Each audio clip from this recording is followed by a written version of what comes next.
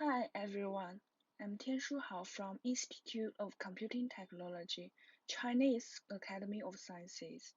Today, my topic is AI-oriented workload allocation for cloud edge computing. Now, let's start. This figure shows a common cloud edge computing hierarchical architecture with a three-layer framework: clouds, edge servers, and end devices. We can see the magnitude of devices in each layer. By 2025, forecasts suggest that there will be more than 75 billion IoT-connected devices in use. With the explosive growth of those client-side devices, raw data produced by these devices will be enormous, which makes central cloud not efficient enough to handle all this data. Moreover, those devices increases the frequency of communication. In cloud edge computing architecture, different placement or collaboration policies in handling data size and workloads across cloud, edge, and user end may substantially affect a cloud edge computing environment's overall performance. Artificial intelligence technology is now widely adopted in edge computing, such as augmented reality, smart city, healthcare, wearable devices, and so on. We simply refer to those edge computing scenarios using AI technology named Edge AI. There exists a wide range of Edge AI scenarios and applications. In addition, Edge AI has been identified by Gartner Research as a new thrust of research and development in 2020. In this paper, we focus on how to reduce the latency of Edge AI applications. So firstly, we need to answer that why latency matters in Edge AI scenarios. First, most of these Edge AI applications are relative to daily life. However, the time scale for many human activities is in the order of a few hundred milliseconds. Thus, those applications are latency sensitive. Secondly, there are many edge AI scenarios, such as autonomous vehicles, have strict requirements for response time, especially the end-to-end response time. Thirdly, even for the edge applications without strict time requirements, low response time is also essential to attract and retain users, because time is money. Therefore, in this paper, we call attention to optimize AI-oriented workloads performance across all components in cloud edge architectures holistically.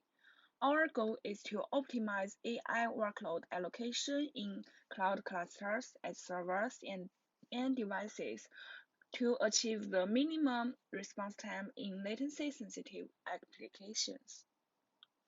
In this paper, the workload allocation aims at reducing the end-to-end response time for edge AI applications. Here, the end-to-end response time covers the total time consumption from receiving an end-user request until feeding back the result to users, including processing time on different layers. Therefore, to reduce the end-to-end response time, collaboration needs to be considered among cloud, edge, and end devices.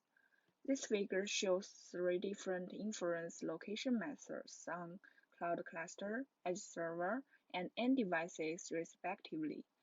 We perform a breakdown of each workload's end-to-end response time to processing and transmission time across three layers. Based on this, we have proposed two efficient allocation algorithms to reduce the end-to-end response time of single workloads and multiple job scenarios. We take ICU patient monitor scenario as an example to define the problem. There are several patients in serious conditions in an ICU room. Each patient has several end devices to measure vital signs. There is one end computing device for one patient and one edge server for one ICU room. Moreover, there is a cloud server for heavy computation tasks such as training and data storage. Based on this, we make several assumptions, and based on those assumptions, the problem can be expressed as a cloud server, an edge server, and several end devices constructed following the hierarchical framework. The problem is which layer to allocate the given online AI inference workload can get the minimum response time. We have proposed two efficient allocation algorithms to reduce response time: a workload allocation algorithm for a single job and a workload allocation heuristic algorithms for multiple jobs. In order to find the optimal solution for those problems, we express them as numerical problems. This table shows notation's meaning. For a given edge AI workload and device environment, we break down the response time to data transmission time D and inference processing time I. Then we express them by those equations. Therefore, the objective function can be expressed by minimizing D plus I. For a given edge AI workload and device environment, we can calculate the computational resources of three layers and the network condition first. Then we can calculate the minimum response time by putting the inference on different layers. Algorithm 1 shows the procedure of our optimization strategy. Firstly, for each workload, we analyze their computation model parameters and calculate the flops needed to be executed. Secondly, we calculate the unit network transmission latency when the inference is deployed on layer I. Therefore, we can calculate the given workload transmission time with the dataset size and the weight coefficient. Thirdly, we calculate the computation ability of devices on each layer by flops. The next step is to calculate the weight coefficient for processing time and transmission time. We conduct a simple experiment to compute the time of one respectively small dataset and obtain 1 and 2 by comparing them. Next, we get the estimated response time for deploying the inference on each layer by summing up the processing time and transmission time. Finally, we choose the minimum response time layer as the deployment layer for this workload. Considering the real-life edge computing environment, there are several multi-job assignment problems. For example, in ICU patient monitoring scenario, each patient has an end device to pre-process collected data in one emergency room. These patients share one edge server in the emergency room and one cloud server remote from the ICU. These machines, including cloud server, edge server, and patients' end devices, can be considered as several unrelated parallel machines. Each patient's end device may release an inference job randomly, assuming these jobs are released in a time sequence. Our goal is to minimize the overall response time of all jobs. Then, this problem can be considered as an unrelated parallel machine scheduling problem. The main goal of these problems is to reduce the total response time of multiple jobs. The red table shows the notation of this problem. To get the minimum total response time of all the jobs, the objective function can be expressed by LSUM. The total response time is calculated by summing up the response time of all jobs. The response time Li of job I equals the end time Ei minus the release time Ri. For different priorities of these jobs, we multiply the response time with the priority weight omega I to get the new response time Li. End devices are not subject to this constraint because we assume every job has its own end device. We can change the lower bound from 0 to the sum up of the minimum execution time of all the jobs. The lower bound can be expressed by this equation. Therefore, the problem can be simplified as selecting the minimum response time of the last released job. Because the scheduling problem for n jobs executed on n machines is very complicated, We develop a heuristic algorithm to solve the problem in this section. Considering end devices are not shared among patients, jobs can be executed on them simultaneously. We can obtain the initial feasible solutions by ensuring that the earliest released job has the shortest response time. Then, we optimize the solution by neighborhood search method. Algorithm 2 shows the concrete steps. Firstly, we use algorithm 1 to calculate the estimated execution time of each job deployed on each layer. Then we normalize the response time to the integer time units. We use a heuristic grading method to get the initial deployment strategy. We find the optimal deployment machine for each job to have the minimum completion time by time sequence. Then we obtain the initial feasible solution. Subsequently, we generate the neighborhood solutions from the current solution by swapping the current job I to another machine. After that, we calculate the deployment machine of other jobs using the above heuristic method. If the total response time reduces, we swap the deployment machine of job I. We construct the experimental environment to simulate the realistic cloud edge computing scenario. The cloud server is from CUHK-SC AI Station Cloud Server, which has 16 Intel Xeon Gold 5220 CPU cores, one 2080 Ti GPU, and 128 GB of DDR4 RAM. The Edge server is from CUHK-SC Edge Computing Platform Server, which has 8 CPU cores and 8 GB of DDR4 RAM. The end devices are Raspberry Pi 4B.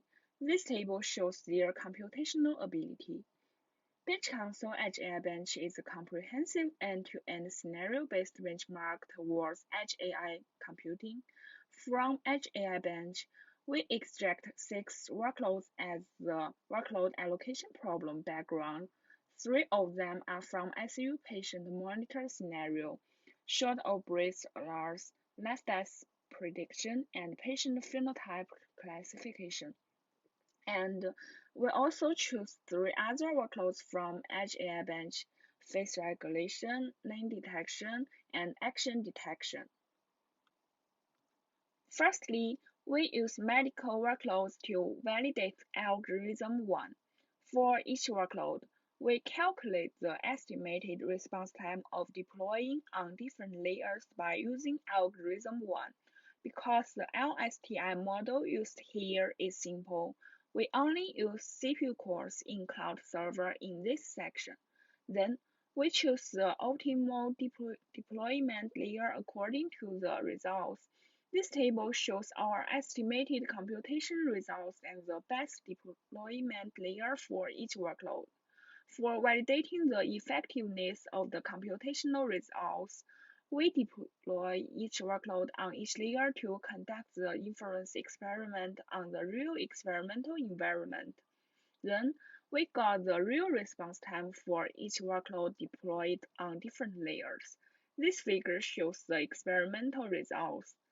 By comparing this table with figure, we find most of the estimated deployment layer will get the lowest response time. In addition, we explore the critical influence factor of the response time by the breakdown.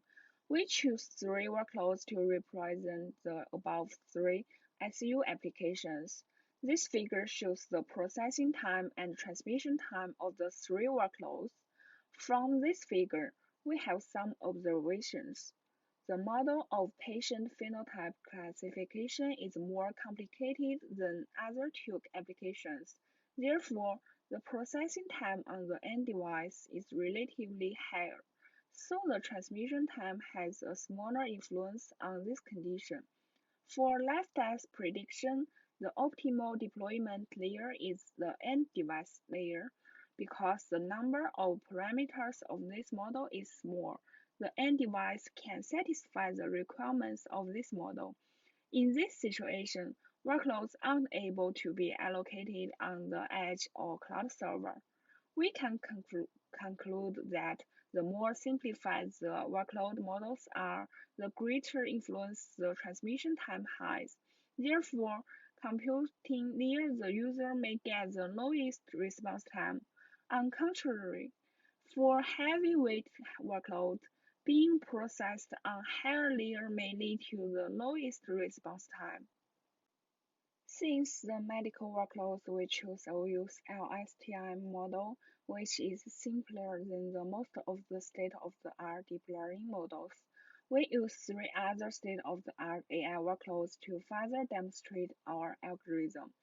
The left table shows the estimate computation results using algorithm 1 and the best deployment layer for each workload, and the right figure shows the experimental results which matches the estimated chosen layer in left table.